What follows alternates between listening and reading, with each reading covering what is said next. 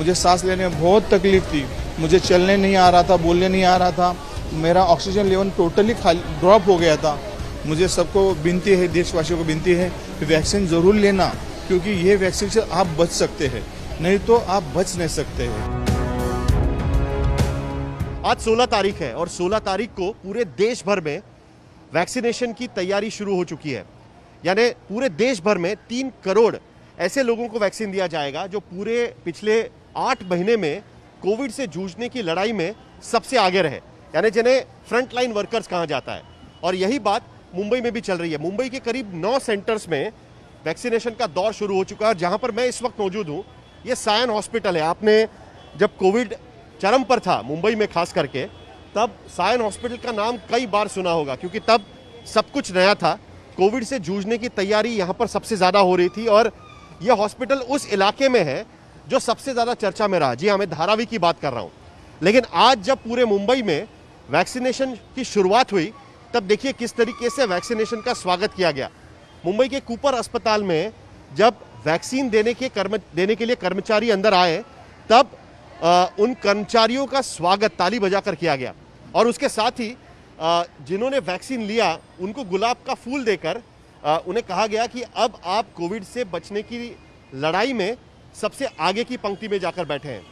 अंदर चल के देखते हैं कि किस तरीके से वैक्सीनेशन इस सेंटर के अंदर हो रहा है। कुछ डॉक्टर से भी बात करते हैं, क्योंकि सबसे पहला वैक्सीन उन्होंने ही लिया हुआ है और उनका क्या अनुभव रहा और बाकी लोगों के लिए, क्योंकि वैक्सीन को लेकर कई सारी बातें चल रही है, तो अंदर जाकर देखेंगे कि उनका क्या मानना है इस वैक्सीनेशन की लड़ाई को लेकर और वैक्सीन को लेकर उन्होंने क्या पाया।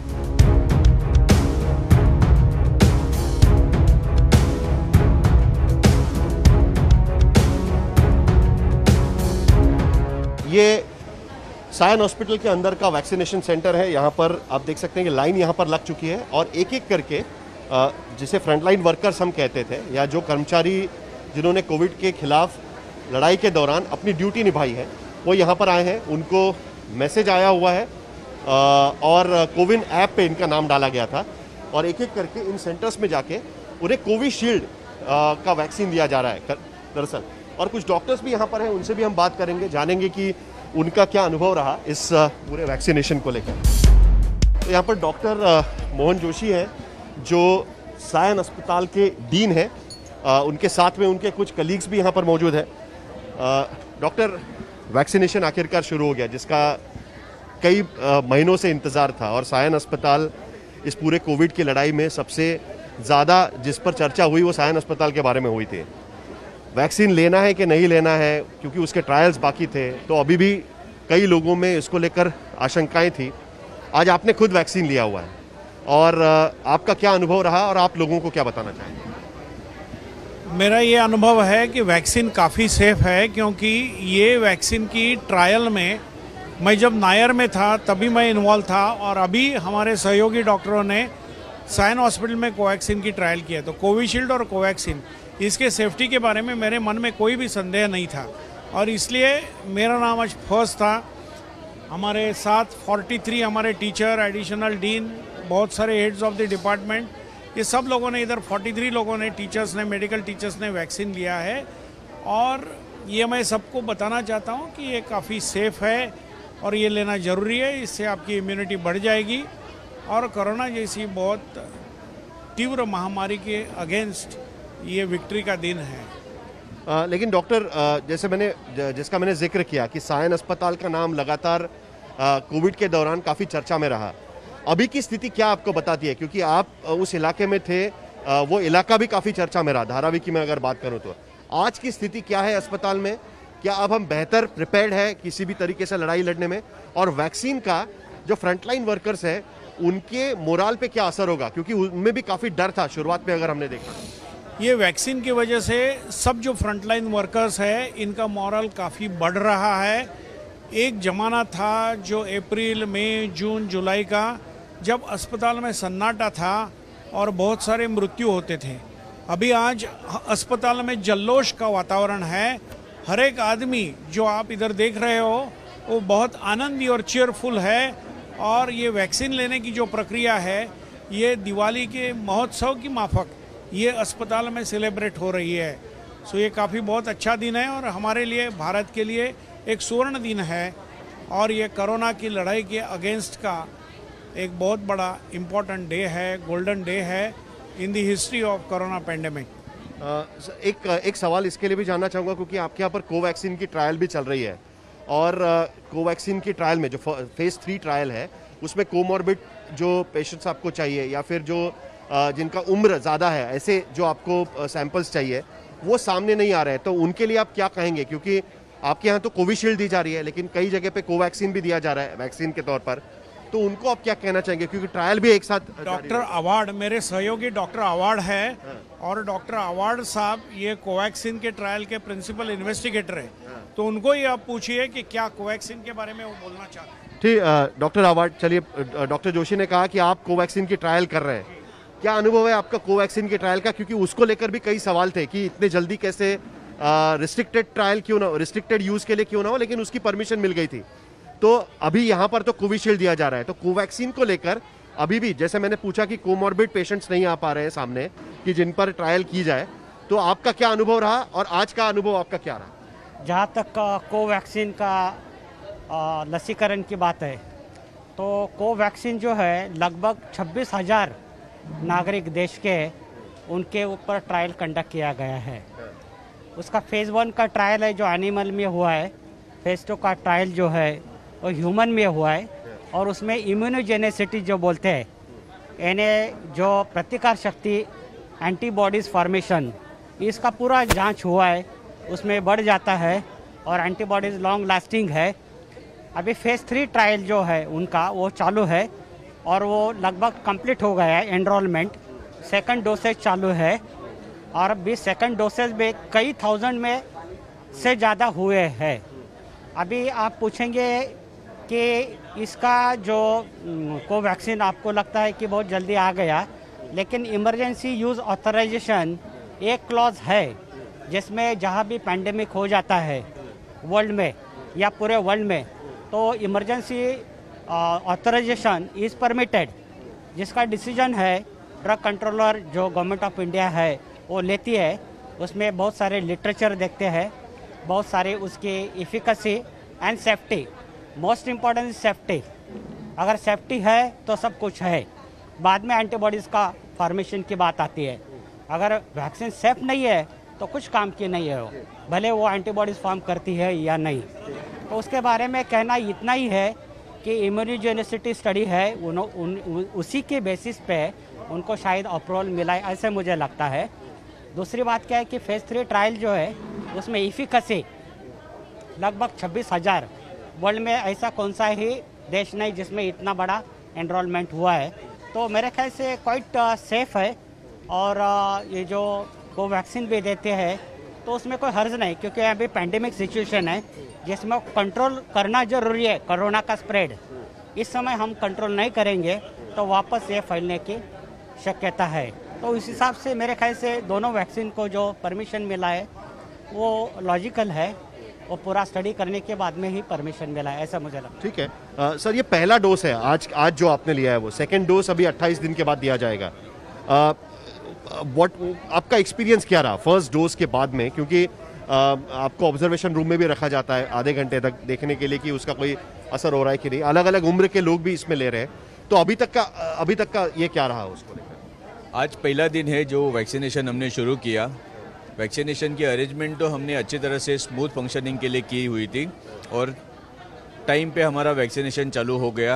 आप देख सकते हैं इधर 7 सेंटर बनाए हुए हैं इधर, और वैक्सीनेशन की जो निडल जो है दर्द भी नहीं होती है, इतनी पतली निडल है। तो लोगों के मन में जो डर है कि वैक्सीन का क्या साइड इफेक्ट होएगा, वैक्सीन लेके ऑलमोस्ट अभी 1 घंटा होने को आ गए, हम सब डॉक्टर जिन्होंने वैक्सीन लिया हम इधर खड़े हैं, ऐसा कुछ साइड इफेक्ट बिल्कुल कुछ भी नहीं आया है।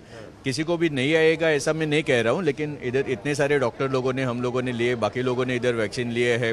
ऑब्जर्वेशन रूम में इमरजेंसी कॉम्प्लिकेशन होता है तो मैनेज करने के लिए हमारी इमरजेंसी टीम मौजूद है, इमरजेंसी रूम बनाई हुई है, लेकिन अभी तक तो किसी को कुछ साइड इफेक्ट इधर किसी को आए नहीं है।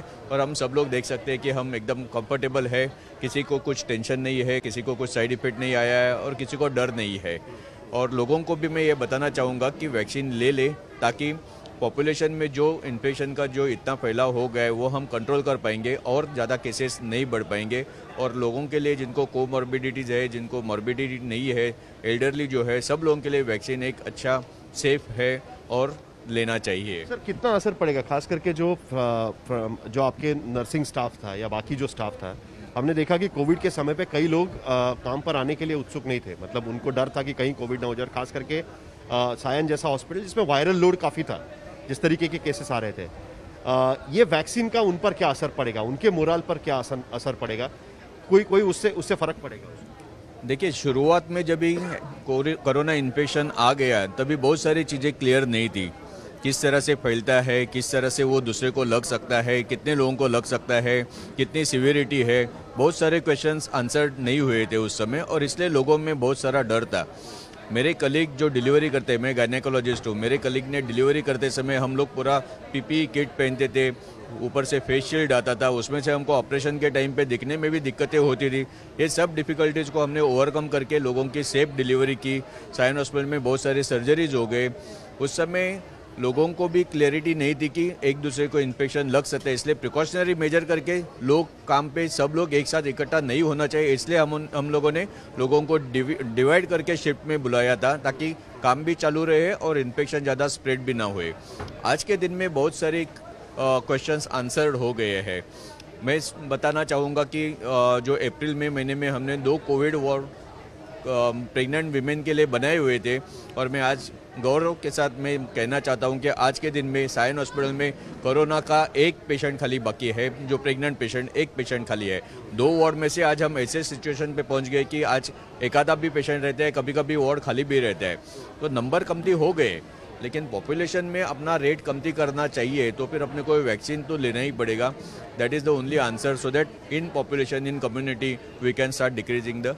Can we say that now we will be able to see the doctors, as you said कि इन द बिगिनिंग आप लोग जो है पीपी किट पहन के, फेस शील्ड पहन के ऑपरेशन थिएटर में जाते थे, खास नॉर्मल डिलीवरी के लिए भी, तो अभी विदाउट पीपी किट डॉक्टर्स देख पाएंगे हम लोग after you get the immunity boost, जो आपने आज एक पहला डोज लिया है, दूसरा जो डोज है 28 दिन के बाद आप लेंगे? कैन वी से कि वो शुरू में प्रिकॉशंस तो अपने को चालू रखना पड़ेगा, क्योंकि ये अभी वैक्सीनेशन हुआ है। स्टडीज़ में, ट्रायल्स में एंटीबॉडीज़ डेवलप होते करके मालूम पड़ गए, लेकिन सडनली हम लोग सब लोगों को मिक्स करने का, प्रिकॉशन जो ले रहे हैं वो टोटली अवॉइड करने का ऐसा तो सिचुएशन नहीं है।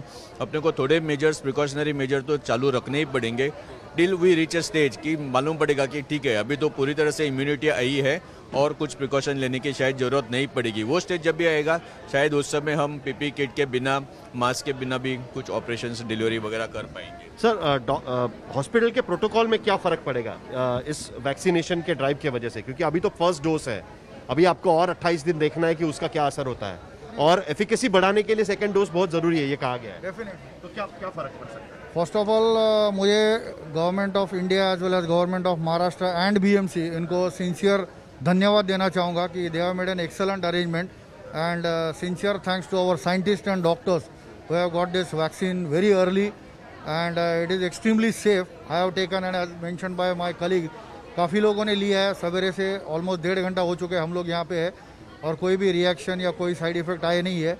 और जहाँ तक आपने सेफ्टी प्रोटोकॉल्स की बात की कि जैसे डॉक्टर नायक ने बताया कि 28 दिन तक तो सेकेंड डोज के बाद तो लेना ही पड़ेगा एंटीबॉडीज़ पूरे डेवलप होने के लिए। उस टाइम तक तो प्रोटोकॉल माने पीपी किट या मास्क या हैंड सैनिटाइजेशन कम्प्लीटली करना पड़ेगा।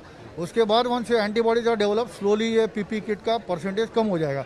बट डेफिनेटली लोगों में आने की उत्सुकता बढ़ेगी, सेफ्टी बढ़ेगी, और जैसे आपने बताया कि लोग हिचकिचा रहे थे आने के लिए काफ़ी महीने पहले, वो डेफिनेटली कम हो जाएगा, डर कम हो जाएगा। और जैसे पेशेंट्स काफ़ी बढ़े हुए थे, लोगों को वेंटिलेटर की प्रॉब्लम हो रही थी, आईसीयू बेड्स नहीं मिल रहे थे, वो सीन अभी बिल्कुल नहीं रहेगा। डॉक्टर, आपका क्या अनुभव रहा है इसको लेकर, वैक्सीन को लेकर? इनफैक्ट आई गॉट वैक्स, मैंने सुबह 11:50 पे वैक्सीन ले लिया, बिल्कुल उत्स्फूर्त तरीके से ले लिया। कल तक शायद हमारे में भी कोई ऐसा एक हिडन डिस्कशन था, प्रेशर था कि वैक्सीन, जब एक्चुअल मोमेंट थोड़ा प्रेशर था, थोड़ा कि क्या करेंगे, लेकिन माहौल ही ऐसा है कि आज कोई भी रिलेक्टेंट नहीं है कि एवरीबडी स्पॉन्टेनियसली यहाँ पे आ रहे, रजिस्टर कर रहे हैं, लोग वैक्सीन ले रहे हैं। एलियन 50 को कुछ नहीं, एब्सोल्युटली पेनलेस, हल्का सा निडल, इतनी छोटी जैसे सर ने बताया, बिल्कुल पेन नहीं होता है। और हम सोचते हैं कि अभी एक गेम चेंजर रहेगा, हम एक कोविड से अभी हम नॉन कोविड एरा में जाएंगे। तो बहुत अच्छा लग रहा है, टोटल अरेंजमेंट बहुत अच्छे है, लोग सब खुश है जो वैक्सीन ले रहे हैं। कोई भी आज के अभी तक मेरे ख्याल से मोर देन 300 लोग हो गए रहेंगे, एक भी अनटूवर्ड इंसिडेंस नहीं है, बिल्कुल कोई नहीं। तो ऐसा नहीं लगता अब इसके बाद एंटीबॉडीज हो जाएंगी। जो आगे का डेवलपमेंट है, जैसे हम कोविड सीखते गए वैसे हम वैक्सीन भी हम सीखते जाएंगे कि वैक्सीन की क्या होता है, कितना एफिकेसी है, इसके बूस्टर्स लेने पड़ेंगे आगे या नहीं लेने पड़ेंगे, ये वक्त बताएगा। लेकिन इतना जरूर है कि ये अभी हमको एक सेफ जोन में डाल रहा है, इमीडिएटली नहीं बट एक कुछ दिन लगेंगे, 10-12 दिन जो एंटीबॉडी डेवलपमेंट। बूस्टर जब सेकंड डोज आएगा 28 डेज के बाद तो एंटीबॉडीज और अच्छी डेवलप हो जाएगी, मेमोरी सेल्स एक्टिवेट हो जाएंगे। तो मेरे ख्याल से हम बिल्कुल 1-1.5 महीने के बाद सेफ जोन में चले जाएंगे। बहुत बहुत शुक्रिया सर। तो डॉक्टर्स का खास करके कहना है, क्योंकि इसका ये सिर्फ इम्यूनिटी बूस्टर नहीं तो एक मोरल बूस्टर के तौर पर भी ये जो वैक्सीन है ये काम कर रहा है। क्योंकि अब तक हमने देखा था खास करके सायन में कई बार ये हो रहा था कि फ्रंटलाइन वर्कर्स अपनी सेफ्टी के लिए भी चिंतित थे। उन्हें लग रहा था कि हमारे साथ क्या होगा, हम खुद लोगों के लिए काम कर रहे हैं बट क्या हमें उस तरीके की सेफ्टी मिल पाएंगी कि नहीं मिल पाएंगी। यहाँ पर कुछ अलग अलग हॉस्पिटल से लोग आए हुए हैं जिनका रजिस्ट्रेशन किया गया था और उनसे भी पूछते हैं कि उनके मोरल पर क्या असर पड़ रहा है। आप कौन से हॉस्पिटल से हैं? मैं रॉयल नर्सिंग होम से हूँ। और आपने हॉस्पिटल है। अच्छा, आपका खुद का हॉस्पिटल है, आपने वैक्सीन लिया है? हाँ, वैक्सीन लिए सर। क्या कोई डर था वैक्सीन लेने के पहले, क्योंकि काफी चर्चाएं हो रही थी वैक्सीन को लेकर? मन में तो बहुत सारी शंकाएं थी एकदम कि ये लेंगे तो हमको हाथ सूझेगा या समझो चक्कर आएगा। क्या उम्र क्या है आपकी? मेरा 62 है।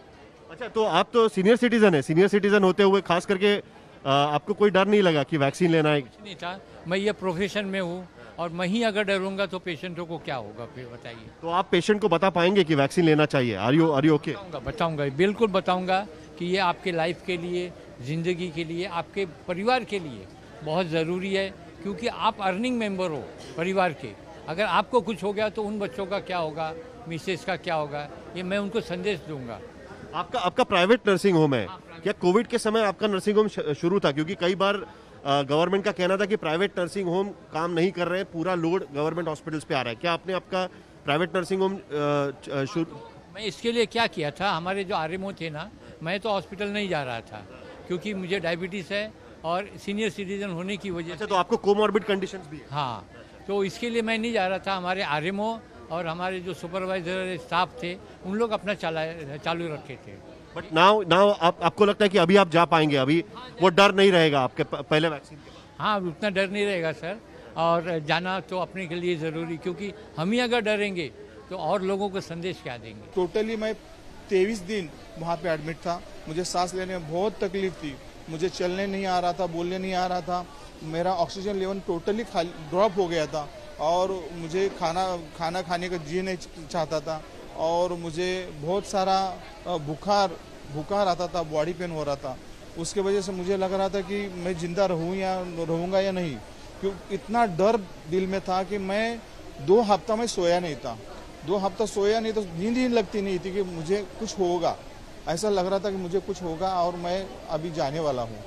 मुझे सबको विनती है, देशवासियों को विनती है कि वैक्सीन ज़रूर लेना, क्योंकि ये वैक्सीन से आप बच सकते हैं, नहीं तो आप बच नहीं सकते हैं। तो आपने देखा कि किस तरीके से कोमॉर्बिड कंडीशंस होते हुए भी कई मेडिकल स्टाफ जो है वो खुलकर आगे आए हैं और उन्होंने वैक्सीन लिया है। आप देख सकते हैं कि बीएमसी के फ्रंटलाइन वर्कर्स है, इसमें कुछ प्राइवेट इंस्टीट्यूट्स के भी फ्रंटलाइन वर्कर्स हैं और ये डोज दिया जा रहा है। उसके बाद उन्हें यहाँ पर ऑब्जर्वेशन में रखा जाता है, खास करके एक पर्टिकुलर एज से ज़्यादा जो लोग यहाँ पर आ रहे हैं। तो जैसे बीएमसी के अलग अलग अस्पतालों से यहाँ पर लोग इकट्ठा हैं और वैक्सीनेशन का ये पहला दिन आज अभी तक तो हम कह सकते हैं कि बिना डरे सामने आकर लोगों ने ये वैक्सीन लिया है। शुरुआत में एक डर था कि कुछ लोग मना भी कर सकते हैं क्योंकि कई लोग उत्सुक नहीं भी थे, लेकिन अब तक इस तरीके की कोई घटना सामने नहीं आ रही है। दूसरा डोज 28 दिन के बाद होगा। ये पूरा प्रोसेस खत्म होने में 1 महीने का समय लगेगा। जैसे मैंने कहा कि पूरे देश में 3 करोड़ लोगों को ये पहले दौर में वैक्सीन दिया जा रहा है और आम जनता तक वैक्सीन पहुंचते पहुंचते कुछ और महीने लगेंगे। लेकिन जिस तरीके से कोविड के समय पे फ्रंटलाइन वर्कर्स ने आगे आकर डॉक्टर्स ने, नर्सेस ने, मेडिकल स्टाफ ने आगे आकर दिखाया कि कोविड से लड़ा जा सकता है और कोविड की सेवा में वो नहीं डरेंगे। उसी तरीके से वैक्सीनेशन के दौर में भी इन लोगों ने यही चीज़ कायम की है कि वो नहीं डरेंगे, सामने आएंगे और अब इनमें से कई लोग कह रहे हैं कि लोगों को भी बताएंगे कि बिना डरे जाकर वैक्सीन लीजिए, अपने आप को सुरक्षित बनाइए। नमस्कार, मैं हूं अंजना ओम कश्यप। हमें उम्मीद है ये वीडियो आपको पसंद आया होगा। लेटेस्ट खबरों के लिए यूं ही देखते रहिए आज तक और इस वीडियो के पसंद आने पर लाइक, शेयर एंड सब्सक्राइब करना ना भूलें।